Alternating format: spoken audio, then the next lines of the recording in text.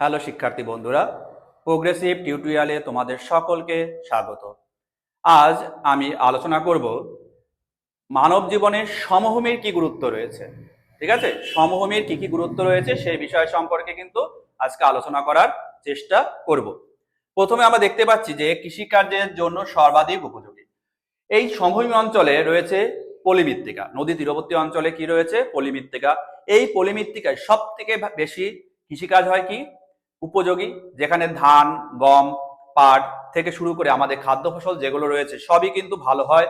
তার জন্য সমভূমির কিন্তু বিরাট বড় একটা গুরুত্ব রয়েছে। অর্থাৎ কৃষিকাজের জন্য একটা আদর্শ পরিবেশ কোথায় রয়েছে? না, এই সমভূমি অঞ্চলে। এরপর আমরা দেখতে পাচ্ছি জনসংখ্যা ও বসতির জন্য উন্মুক্ত। অর্থাৎ যেহেতু সমতল ভূমি আর উর্বর হয়, মানুষ কিন্তু এখানে সব থেকে বেশি কিন্তু বসবাস করে এবং এখানে কিন্তু অত্যন্ত ঘনবসতিপূর্ণ অঞ্চল হিসেবে পরিগণিত হয়, কারণ এখানে সমস্ত ধরনের সুযোগ সুবিধা কিন্তু রয়েছে। এছাড়া কি যোগাযোগ পরিবহনের সুবিধাজনক। এই সমতল ভূমি অঞ্চলে রাস্তাঘাট, রেলপথ, সড়ক পথ, এমনকি জলপথও কিন্তু অত্যন্ত উন্নত, যার জন্য এই সমভূমি অঞ্চলে কিন্তু যোগাযোগ ব্যবস্থা উন্নত হয়, কিন্তু এখানে সমস্ত ধরনের পরিকাঠামোগত উন্নতির দিকগুলো কিন্তু এখানে লক্ষ্য করা যায়। এছাড়া হচ্ছে শিল্প বাণিজ্যের সহায়ক।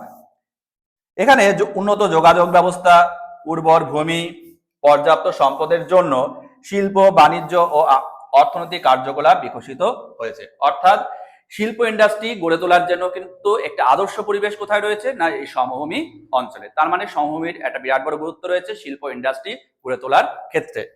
এছাড়া কি শিক্ষা, চিকিৎসা, সাংস্কৃতিক উন্নয়ন সমস্ত দিক দিকে কিন্তু এখানে উন্নত। অর্থাৎ উন্নত যদি হাসপাতাল আমি পেতে যাই কোথায় পাবো? সমভূমি অঞ্চলে। তাছাড়া আমি কি সাংস্কৃতিক কেন্দ্র, বড় বড় বিশ্ববিদ্যালয় সমস্ত কিন্তু কোথায় বেশি বিকশিত হবে সব থেকে বেশি? আর সমভূমি অঞ্চলে। অর্থাৎ আমাদের মানব জীবনের উন্নতিতে সব থেকে গুরুত্বপূর্ণ জায়গা হচ্ছে সমভূমি অঞ্চল। যেমন পর্বতের গুরুত্ব রয়েছে, যেমন মালভূমির গুরুত্ব রয়েছে, তার থেকে বেশি গুরুত্ব রয়েছে হচ্ছে সমভূমি অঞ্চলে।